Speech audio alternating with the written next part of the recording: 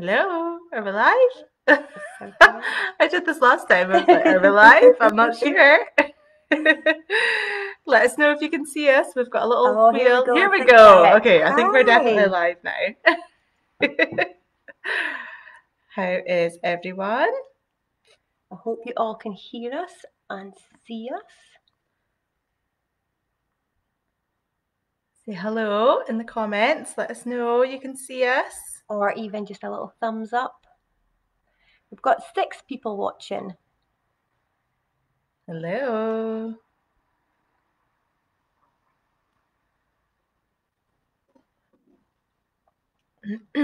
Numbers are going up. Hi. How is From Stonehaven. everyone? Hi Donna. Right. Okay. We've got Leanne. Hi, Leanne. So we'll just give it a couple of minutes, see if anyone else comes on. So if you see us looking down, we've got the comments down here and up here just to make sure that we're not missing anything. Hi, Vicky. And then we'll get started very shortly. So during our little presentation, at any point, please feel free to ask a question either on the chat, or if you want to ask us a question, private message the Facebook page. That would be fantastic. Hi, Debbie from COVID. This is ace knowing where you all are. This is fantastic, us knowing how far we're reaching. That's ace. Everyone is welcome. Thank you very much for joining us, wherever you are joining us from. That's really, really good. Hi, Fiona. I hope the sun's shining where you are, because it's a bit of a dreary day here in Banff. Oh, it's awful. It's awful.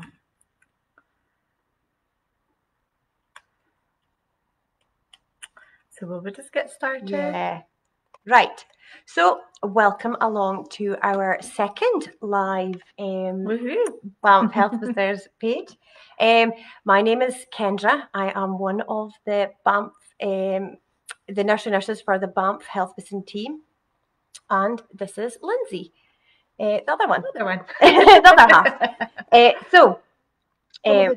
Yeah, definitely. So, as I said today, we are from the Banff Health Visiting team. So we have been really trying to be as productive as we can during this times of COVID and stuff like that, and try to think outside the box of what we would have normally been doing to with our parents. So first aid for children is one of our things that we speak to our parents about. So if the parents can't come to us, we thought we would just come to the parents. So this is why in your living rooms. Totally. So this is why we thought it was this is the best media to get you on. So we've got a little flip chart here, and that's purely just to keep us make sure that we haven't forgotten anything or whatnot. So hopefully it won't be kind of too long. Yeah. So as I said earlier on, if you have got any questions or any queries about what we're speaking about today, please put it on the comments box underneath, or you can private Facebook message the Banff Health Visitors page, and we'll get back to you. If we can't speak about it just now, we'll get definitely back to you later on. Okay, so I'll just get going. So first aid for children. So under 3s can't understand or remember safety advice. So it really is so important that children under the age of 3 is supervised by an adult at all times. 3-year-olds start learning how to do something safety. They're starting to do their own risk assessments about climbing slides and things like that. But they do get excited and they do forget. So if they see somebody across the road, like Granny or whatever, they wouldn't think twice not just to go and run over to see them. So they still very much need adult supervision. Under 11s do know safety advice and they can act on it, but they are very still unaware of the speed and distance of cars. So they can't judge the speed a car is coming, especially if their friends has run out in front of a car or run across the road. they see a car coming, they don't always remember or know how to judge how fast that car's going to be able to know if it's safe or not to cross. So still, even by 11, they still don't know how to judge speed and distance. So the most common childhood injuries are poisoning, garden injuries, burns and scalds, and falls. So this afternoon, we're just going to cover all them areas to see if that'll kind of enlighten you of what we're speaking about. Others. Yeah, and others, yeah. Right. Yeah, so how we're going to do this is we're going to go over a section, what can happen, and then what to do if it does happen, okay, and how to prevent it as well. So first one is falls. So falls are the most common cause of accidental injury to children. While most falls aren't serious, as we know, children will be active and they will fall over. They'll fall over fresh air. But every day, 4 to 5 children under 5 are admitted to hospital following a serious fall. So obviously, stumbles are to be expected, but more serious falls can lead to head injuries, and these head injuries can lead to have a lifelong impact. So obviously, we need to do whatever we can to prevent falls and things. So when we're thinking about the falls that children can have, we need to be aware of high surfaces. So we need to really be careful about putting babies and children on cots, on beds, on sofas, changing tables, these kind of places. Babies can wriggle and roll, and even if your baby can't wriggle and roll yet, they will. Literally, it just happens one day. All of a sudden they can do it, and it's literally that one time. You turn your back for a second. Absolutely. So the safest place for a baby to be is on the floor, because they cannot fall. Obviously, you need to be aware that they're there. But yeah, the safest place is on the floor. Certainly don't leave them alone for any length of time on any high surfaces. Also making sure that we have appropriate use of safety equipment. So using our stair gates. I know these are, they're really annoying, stair gates, okay, let's be honest. When you need to just quickly run upstairs and you've got one at the bottom and one at the top, it takes you that extra 30 seconds to get up and down the stairs. But they are really, really important. And what we would actually recommend is that you put up those stair gates when baby isn't even moving yet. If you were to install stair gates after baby is moving, it's then something new and interesting, and baby will go over to it and explore it, and we don't want that. We want it to just be part of the house, part of the furniture, not interesting whatsoever. It's always been there, and also that gives you guys the opportunity to get used to it being there, because they are annoying. So and also being just making sure that when you're putting baby into high chair, they're strapped into buggies, all these kind of things. I remember my mum had my son in the buggy, and she was going over a bit of road and there was a massive amount of potholes and the buggy tipped. Thankfully, my son was strapped in, so he was absolutely fine. Mum had a few scrapes from the fall. The wheel of the buggy just got caught in a pothole, and the both of them just toppled over, but they were absolutely fine, thankfully, because they were strapped in. So really important to strap them into buggies and high chairs and these kind of things. Watching out for windows, bikes, making sure helmets, 100%. If you don't have a helmet, you don't get on a bike. Start that from when they're little, and they'll always remember that. Trampolines, they're not recommended for under 3s at least. We know how dangerous trampolines can be. Just being aware of all these kind of things, and tidying up clutter to prevent trips and falls. As difficult as that might be sometimes, but and that's just for us trying our best. So if there is a fall and there is an injury, what should you do? So pain or swelling may indicate a broken bone. If you must move your child, be very gentle, okay? Also, if you are moving them, we need to support the injury. So where the injury is, let's say it is the wrist, and there's pain and swelling here, we need to support it both below and above, okay? So we use 2 hands to support, making sure we're supporting all around the injured area. If your child is in pain, give them proper paracetamol dosage. It says the dosage on the bottle. Comfort your child and take them to hospital. If your child has bumped their head, and I'm sure you're all aware of this, what we need to be looking out for is signs of concussion. So the signs of concussion that we need to look out for are baby or child being unusually sleepy, or you cannot wake them. If they have a headache that is getting worse, if they are unsteady when they walk, when they would normally be quite steady, if they are repeatedly sick, if they have a seizure or a fit, if they develop a squint or blurred vision, or they start to see double, or if they lose consciousness. So these are all the signs of concussion. So if you have any of these after a baby has bumped their head, go straight to A&E, phone NHS 24 on your way to let them know that you're coming. Don't worry too much about having to memorise this list. You would absolutely find it very quickly on Google. Google would be able to tell you all these kind of things. However, if you suspect a neck or a spine injury, do not move your child and call an ambulance straight away. This is really important, because if there was to be a neck or spine injury and we move them, we could cause more damage. Okay, so we leave them where they are. I realise this is quite heavy stuff, guys, but it's important.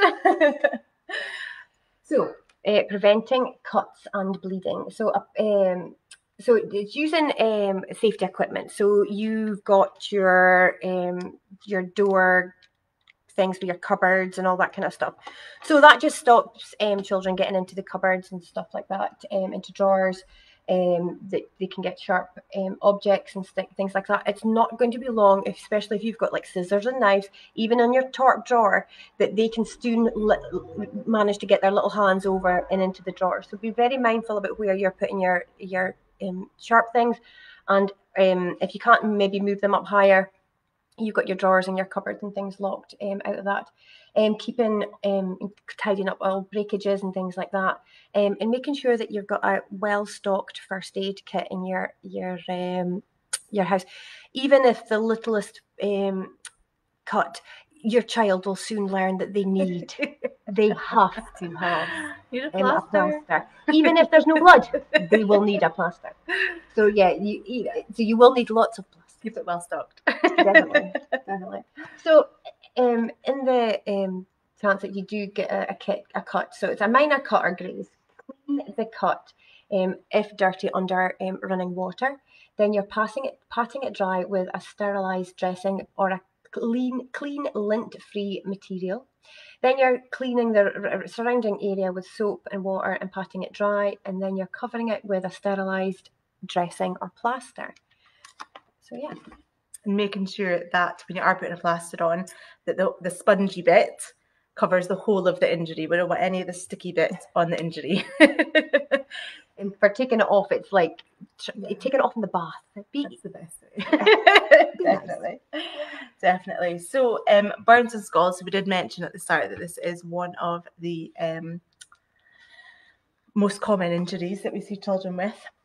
So young children can badly burn themselves because their skin is much thinner than ours.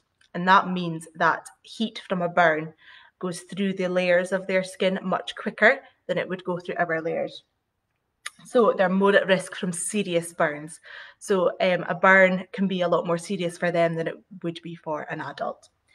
So the NHS treat more than 30 babies and toddlers every day with a burn caused by hot drinks. That's it, just hot drinks, not any other burns, just hot drinks, which is ridiculous. And that's over 10,000 babies and toddlers a year just for hot drink injuries. And in fact, 95% of all childhood burns and scalds happen at home. And most are caused in normal day-to-day situations. So it is our, kind of tea or coffee, or the pan sitting on the hob, getting, kind of pasta ready or whatever like that. Hair straighteners, that's another big one. Hair straighteners get stood on is quite a common one. Even hair dryers are really hot after we've been using them. So some tips for this. So a hot drink is still hot enough to burn a child 15 minutes after it's been made. Okay, so keep those hot drinks away from them. Hair straighteners still 8 minutes after they've been unplugged, they're still hot enough to burn a child. When you're running a bath, we recommend you run the cold water first and then warm it up with hot water. If you put in your hot water first, which is likely certainly what you would have done before you had children, at least, if you were to do that when you've got a toddler, your toddler can have a very quick thought that literally takes half a second, that they're not going to wait for the bath to be ready, and they just climb in. And if you've just put on the hot water, it's going to be a very hot bath for them to get in. So that's why we recommend cold water first and then warm it up with hot water. When you're bathing your baby, bath water should never be hotter than 38 degrees. I'm sure you've all got, I'm sure you get a temperature thing in the baby box for checking the temperature, so that's really good. Making sure you have fire guards to prevent young children from crawling, walking or falling into fireplaces.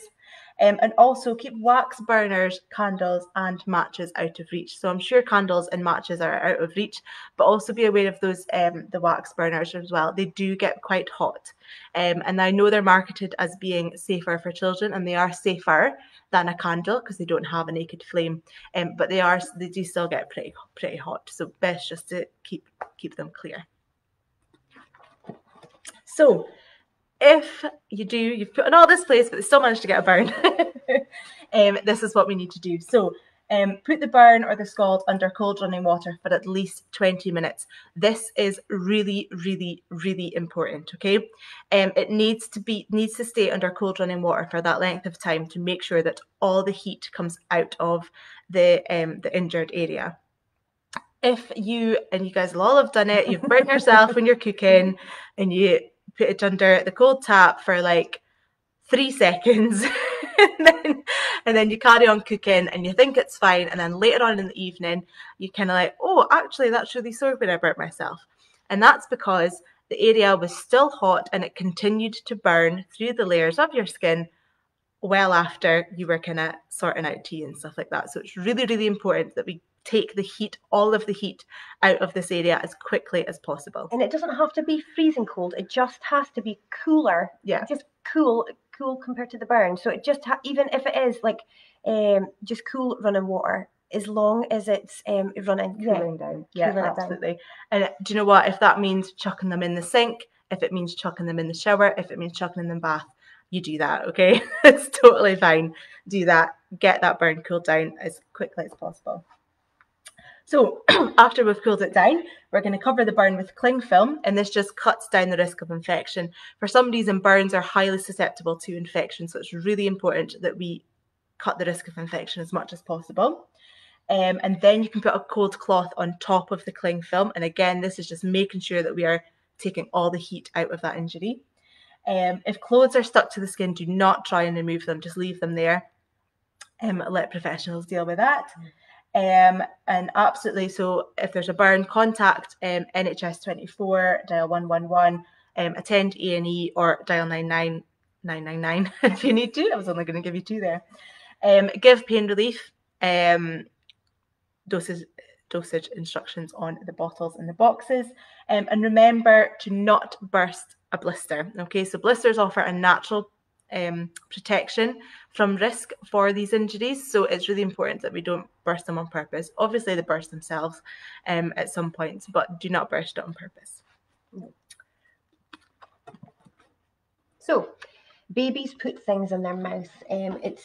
That's how they explore the world. They are natural. They look for things. You could turn your back for a second and they've got something in their mouth. What have you got in your mouth? So they explore the worlds around them. They're so curious and all that kind of thing. So so be really being mindful about where you have on the floor. So leaving your handbag on the floor that's just like a treasure chest for them in there. So leaving your bag on the floor, they'll be in it like a shot. So remember, if you've got things lying about, making sure that you've got harmful things out of their reach, even if it is things, it's like such and such in your handbag, or it could be in grandparents' handbags or visitors' handbags. It just takes a second for them to get in a handbag and find paracetamols or whatever. So the first thing we're going to speak about is button batteries. So I don't know if any of you have heard about how dangerous button batteries are, but if a child swallows a coin battery, and this is that little one, just the same size, about a 5p piece, it can cause catastrophic injuries, internal bleeding, or even death. It sounds really quite severe, but it really is. Lindsay, do you want to? Yes. So Kendra and I did a little science experiment this morning. So this morning we put one of these button batteries in with some ham. So this is, you can see it there. This is what would happen, okay, if your child swallowed a button battery. So this button battery has been super corrosive against this ham, which is representing our flesh, okay? And this is what it does. It burns through skin and flesh and things. And this is why it is so dangerous. Not just these size of ones, there's ones that are slightly smaller. All the same, if they are swallowed, they are extremely dangerous. So that's just kind of our little science experiment this morning. You know that if you leave a battery in a toy for so long, after a while it gets all the acid, but because you've got acid in your tummy and that will happen. So that's why you can see. It is. You can see that there. That's what it's done to the ham. So, and I think our tissue inside would be a bit thinner than size of the ham as well. So, that was us. At least 2 children a year have died as a result of swallowing a battery, and that's too much. We don't know how much children across the A&E who is taken to A&E after swallowing this, but they're going to suffer life-changing and lifelong injuries due to this. So if you think your child has swallowed a button battery, don't delay. It is. As soon as you think that your child has taken one of these, you're taking them straight to A&E and you're phoning 999 as well, just to make sure. And one important thing, where some of the other things, we don't give them anything to eat or drink. We do not try and make them sick. You're not giving them anything to eat or drink, and if you think they've swallowed one of these. So another one is poisoning. So every day, 15 children is admitted to hospital with a suspected poisoning. Child-resistant tops, strips, and blister packs for tablets will help slow down children, but they're not childproof. There's so much adverts out there for your cereal, your washing up liquids and all that kind of stuff. They are not childproof. They say they are, but they will. I think, is it child safe is the phrase they use, and essentially that means they're there to slow your children down, to give you longer to notice what's happening. But certainly not childproof. No. If a child wants to get into something, and you guys will all know what I'm speaking about, if they want something, if they want to do something, if they want something, they're going to get it. Yeah. So be aware of the products that it can be poisonous. So you've got your detergent capsules, you've got your concentrated liquids under your sink, you've got your painkillers in your handbag, and you've got your alcohol in your cupboard. So if you think all of them have all got childproof safety locks and all these things to stop or slow down your children, alcohol doesn't. If they get hold of any kind of alcohol, vodka, whiskey, whatever, if they get hold of that is quite easy enough for them to kind of get into. So making sure and being really, really mindful about where you put your things, having lockable cupboards and things like that apply. So it's really, really important to keep things out of children's reach, but preferably in a locked cupboard. E-cigarettes has been quite an in thing lately. The last few years, they're getting more and more and more popular. And so hospitals are reporting a growing number of children accidentally swallowing the liquid nicotine from the e-cigarette filters, refills. So symptoms usually is like mild, they feel nauseous or vomiting, but in severe cases after swallowing a large amount, especially in small children, it could be deadly. So while no death has yet occurred in the UK, a 2-year-old girl from Israel was fatally poisoned after she swallowed an e-cig refill. So there's loads and loads of different kinds. So can I make sure that they're out of the reach of children as well? So if they can get hold of that, you might think they'll never manage to do it, but it's amazing how quick they can. So another kind of thing is about your garden. You always make sure that your home's safe and you've got everything's lying about and put away safe. But out in your garden, there's so much plants and berries and things like that. It's also really, really dangerous. So you've got ivy, which is a very poisonous plant, and it can give swelling, especially in your throat. You've got mistletoe that can cause diarrhea, cramps, vomiting, and fever. You've got foxgloves that is dangerous and will slow down your heart rate. And lilies that'll irritate your mouth and your throat and give you being sick and stuff. Now, this is only 4 out of the many hundreds and thousands of different plants. So be mindful of what flowers and plants you have got in your garden and if they are dangerous.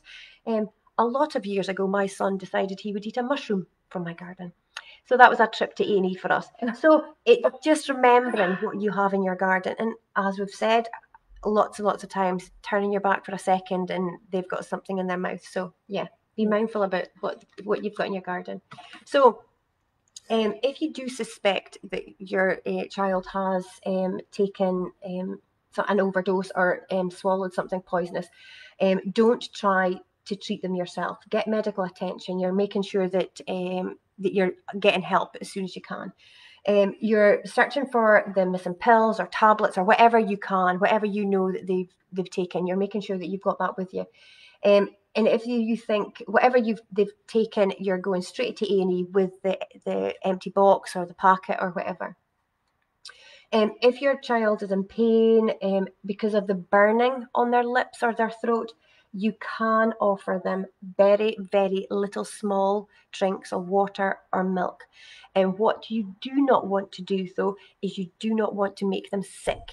Because I think that's what people would have thought, that, get them sick to make it whatever they've eaten or swallowed or drunken to get rid of it. To get rid of it. And all what's it going to do, if it's burned their throat on the way down, it's just going to burn it all the way back up again. So don't make them be sick. You're giving them a drink of milk or water, and it is unlike the battery, you're giving them little small sips. So yeah. But if you know what they have taken, if you know if it's paracetamols or whatever, if you know what they have taken, you're phoning, when you're phoning 999 or you're phoning your accident emergency, you're phoning straight away and you're telling them what they've taken. So by the time you get to the hospital, they know what they've taken and they've got the right treatment for your child waiting for them already. Yeah, there's a dedicated poisons line that they will phone, and this line will tell them exactly what will help counteract whatever it is swallowed. If there's anything in particular that would be particularly worse, would make the situation worse, etc. So that when you arrive, they know exactly what their plan of action is. So yeah, it's definitely worth doing that. Yeah. Okay, so next one, another cheery topic, is just drowning. So young children are most likely to drown in a bath or a garden pond. So it's important for parents to understand the risk of babies and young children being left alone, even just for a moment. And that's like our mantra for today, isn't it? But yeah, so you'll get no warning that something is wrong. Babies and children can drown silently in as little as 3 centimeters of water. So essentially, if there's enough water that can cover their nose and mouth, they can drown. So obviously that isn't a lot. That's like a puddle. So firstly and most importantly, don't become a casualty yourself. So if someone has drowned, make sure that the area is safe for you to approach. Okay, if you go heading in and then you slip and fall and bang your head, then you're not used to the person that's there. So don't put your own safety at risk. If you're on your own, shout for help, scream for help. If there's someone else with you, get them to phone for help immediately whilst you start CPR. Now, Kendra and I are thinking that we will do another video on CPR, so we're not going to cover that today, but we think we might do that. Let us know in the comments if that is something that you would like. But yeah, so obviously for drowning, the most important thing is that children are supervised at all times, and also think about what there is in your garden. So you might not have a pond in your garden, but there might be like the dog's water dish. So if you're leaving the child outside for a moment, make sure that that dog's water dish is empty for that little while. Just these kind of things, just think about them. And yeah, phone 999 and get help and start CPR. So also choking. So each day around 40 under fives are rushed to hospital after choking on something or swallowing something dangerous. So they can choke on things like food, some small objects, small toys. These can all be really risky for young children. Babies and young children haven't learnt how to chew, swallow and breathe in the right order.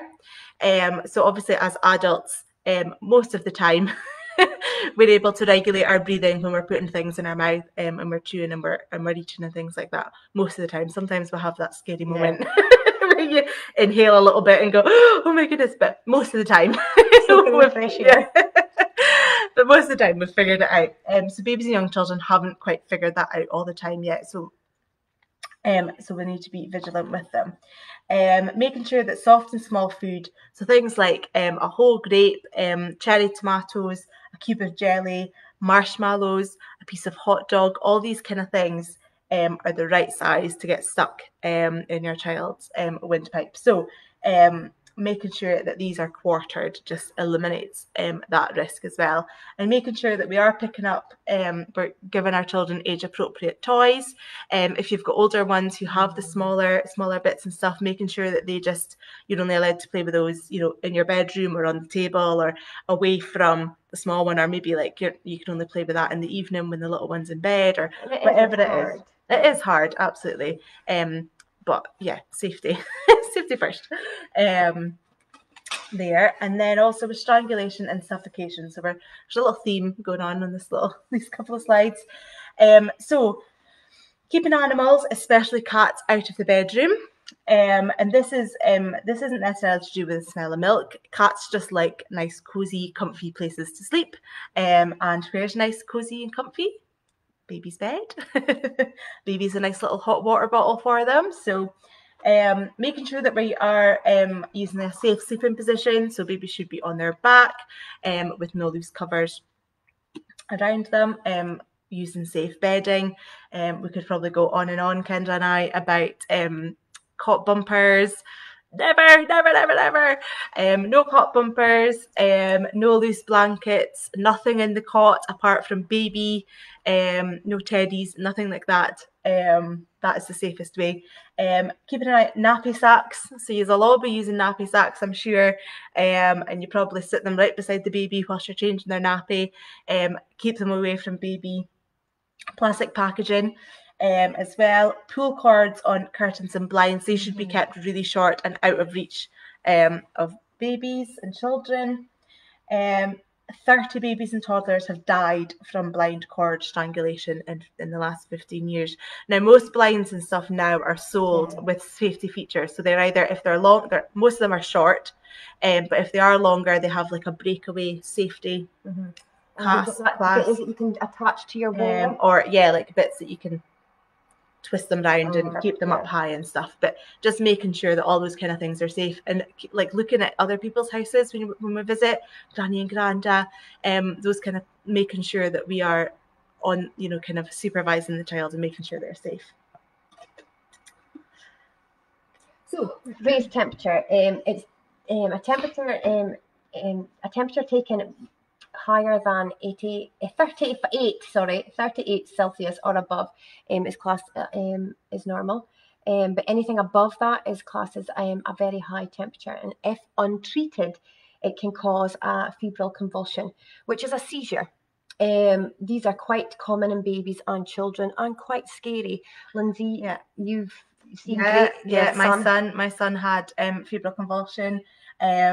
it was, yeah, and you know, like I do this, and I've done this for years. I've done this before I had my son, so I knew exactly what it was, and it was still really, really scary. And like the febrile convulsions, it is a seizure, but they're completely safe. Babies and children are unharmed from them. They're not going to be harmed by them at all. But they're just really scary, a really horrible experience for parent and child. Grayson was he was shattered for days after. It was ridiculous how much it took out of him. And my son, he was just, it was more shaky. Like it was very subtle, the seizure, if that makes sense. And his eyes were kind of flickering, and his facial muscles were twitching. So it wasn't like a full on, you know, kind of so it's not nice. It's not nice to go through. So keep on top of the temperatures. And I know a lot of other children. My daughter had one a lot of years ago. But yeah, it's scary whoever sees it. So just making sure that if they've got a high temperature, you really do want to take it down. So for getting there, taking it down, you remove any blankets or clothes, and that cools them down. You are administering your pain relief to make sure if they have got some sort of that'll help it. And if their symptoms continue, you're seeking medical advice. Now, so you're going outside, you're kind of doing anything, although it's a cool day, you're really wanting them to be cold. You're really wanting to get that temperature down as fast as you can to eliminate the risks of having a seizure. So sun safety. Now we're kind of getting past the sunny weather and stuff. Although it was nice yesterday, it's not kind of that sun. So yeah, keeping your baby safe in the sun. One of the things that I really am so scared of, and I think I would probably say to parents, is never, ever, ever cover your buggies or your prams, where you see people in really, really hot days putting towels and blankets over their palms and buggies to stop the sun getting into the buggies. But all what they're doing is it's like a thermostat inside. The thermos is just inside that pram or buggy is just heating. It's just going higher and higher because there's no oxygen and there's no circulation of air. So parents will often think that they're probably doing the best thing because they're stopping the sun getting into them and all that kind of stuff. But actually, all what they're doing is really overheating their babies. So be really mindful of using your parasols or things like that or just keeping them in the shade as much as you can. Stay inside between 11:30 and 3 on a hot day. Which I know might sound horrible, or making sure that you stay in the shade, you know, kind of down at the park and So just be really and having sun cream on. So to stop sunburn your children overheating, it really is important to apply sun cream and keep your baby in the shade. So that is the most important thing in keeping them hydrated. So if you think your baby's feeling the back of their neck or their tummies, that is an indication. That is the best way to know if your babies are too hot. If you're feeling their hands and their feet, which a lot of people do, your hands and feet are often a lot cooler than the rest of your body. So putting your hand down the back of their neck is a really good indicator, or in their tummy, to see if they're too hot. And then I think this is the last thing that we're going to speak about today, if you've not had enough of us yet. So car seat safety. So I mean, I feel like honestly, Kendra and I could probably do a whole hour on just car seat safety. So this is going to be just a really quick go over. But it's really important that when you purchase a car seat, you go to a reputable retailer where there will be trained people who can fit the car seat into your car. So not every car seat is suitable for every car. So it's really important that you get it properly fitted in your car. And this goes for every size and stage of car seat that you go for. And making sure that you also have the right size for your child. Now, some seats go by height and other seats go by weight. So it's really, really important that you know the car seat that you've bought, you know the height or weight restrictions for it, and you know when you need to get a new one. And it's super, super important. We can't tell you enough how important it is. Making sure that the car seat fits your car and fits your baby or child as well. We recommend, and it's actually a legal requirement now, that your baby stays rear facing until 15 months. Please do not put them forward facing before 15 months, and ideally you want to keep them rear facing for as long as possible. Rear facing is the safest way for your baby to travel, and it is safe and comfortable for your baby or your child, even once they're that little bit older, to be still sitting rear facing with their legs crossed, frog's legs. Is absolutely fine. It's still safe and it's still comfortable for them, and it still is the most safe way for them to travel. Making sure everyone buckles up. This is really, really important. Everyone in the car needs to buckle up, whether you're an adult, a teenager, or a child. Everyone needs to buckle up. This is a life skill. For the rest of your life, you need to wear a seatbelt. There's no two ways about it, and we need to get that driven into our children from a very, very young age. There's just, there's kind of no, if you're not in your car seat and you're not strapped in, you're not going anywhere, and that's that. And that is really, especially if you've got you've got adults in the back, making sure that they are told, you are the driver, you're in control of that car. Don't move until everybody's got their seatbelt on. Absolutely, lead by example. And also we do know, like, for example, adults being in the back, if there was a crash, if they don't have their seatbelt on, that's it causes further injury to them and to the person that's in front of them as well. So it's all around so much more safer. Buying second-hand car seats. Now, we would recommend that you never buy a second-hand car seat. It's really important that you know the history of your car seat. Even the smallest bump in a car can cause damage to a car seat that we can't see. So when you take off the covers of your car seat, if you don't need to, don't do it, because they're horrible to get back on. But if you were to take them off, or if you take them off to wash them, whatever, you can see that there's a lot of polystyrene. Is pretty much what makes up all the padding and stuff like that. Now, there can be a tiny hairline fracture on that polystyrene that we wouldn't necessarily notice, but that therefore makes that car seat unsafe. Okay, we don't know how that car seat would hold up in an accident. So we really, really recommend that you do not get any second-hand car seats. All car seats are bought brand new from the shops. I know it sounds really wasteful, and we would 100% say anything else can be bought second-hand. Your buggies, your bouncer seats and all these kind of things second-hand, absolutely. Car seats, we really recommend, if you can, to buy brand new ones. And leaving on from that as well, if you have a car accident, even if it is a small bump that you don't even think has caused any damage, claim on your insurance a new one. Now, all insurance companies should ask, when you phone them up to say that you've had an accident or that you've been bumped into or whatever it is, they should ask, is there any car seats in the car that need replaced? If they don't ask, you tell them, okay, your car seat needs to be replaced, okay, and this will just be part of the claim, okay, it won't cost you any extra. So that is really important. Now, when we are putting our children in car seats, no matter how old they are, whether they're tiny little babies, whether they're getting that little bit bigger, it's really important that we don't put them in jackets. Okay, so at the most, to go in a car seat, a child can have like a jumper on, a jumper or a fleece. They're no more than that.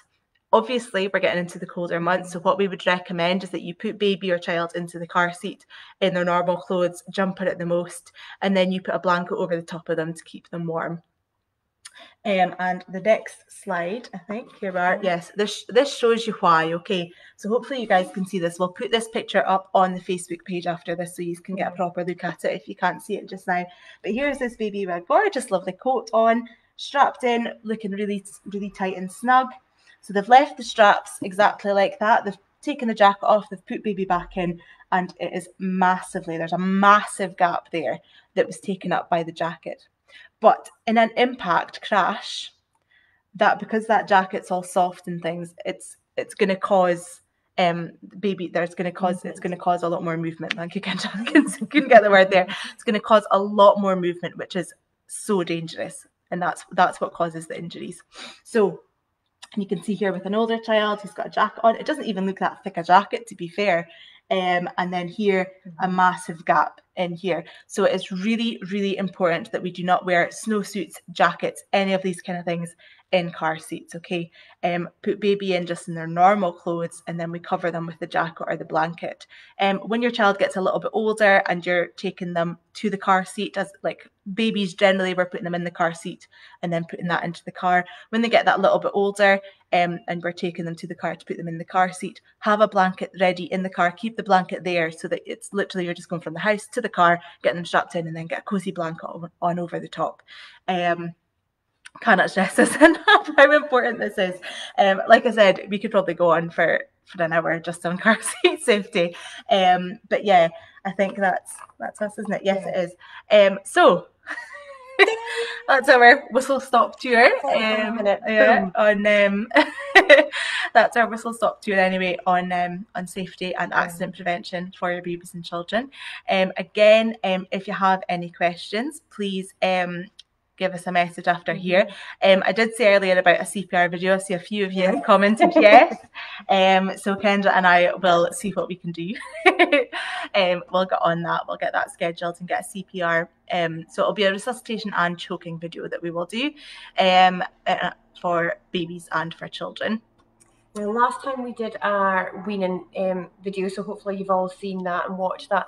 We asked for people to drop us a private message with their email address, and we could send them a evaluation questionnaire, just to see how we're going. If you think that you'd like to hear other topics or anything like that we're going to cover, at least then the evaluation questionnaire tells us if you think that the slideshow is too long, if you're just fed up of our voices, whatever, or to tell us to slow down and whatever it is, if it's negative or positive. We had lovely feedback last time. We did, yeah. It was really nice. Yeah, our egos are kind of so if you feel that you have time to 2-minute question. Yeah, it really is. Give us a private message, give us your email address, and we'll give you a form to send back to us. If that's okay. Honestly, it takes a couple of minutes, and it's super helpful for us to make sure that we are delivering to you guys what you need and what you want. Because that's what's important. Is, there's no point in Kendra and I deciding what you guys want. You need to tell us and let us know. Yeah. How it goes. At the beginning of the video, we said that some folk were from Stonehaven. Let us know where you're from. Yeah, we love that. We absolutely love that. We're just up in our little corner in Banff, but we love it. We're not exclusive at all. We're happy for anyone and everyone to get. We're nearly at 1,000 people liking our page. So we're so excited. Hopefully the next couple of weeks we're going to boom and go 1,000. Give us a wee share and see some of your friends will come on. We're very excited. I think the whole team will have a wee celebration. Right. Yeah, I think that's us then. Yeah. Well, thank you very much for listening. Yeah, thank you. Bye.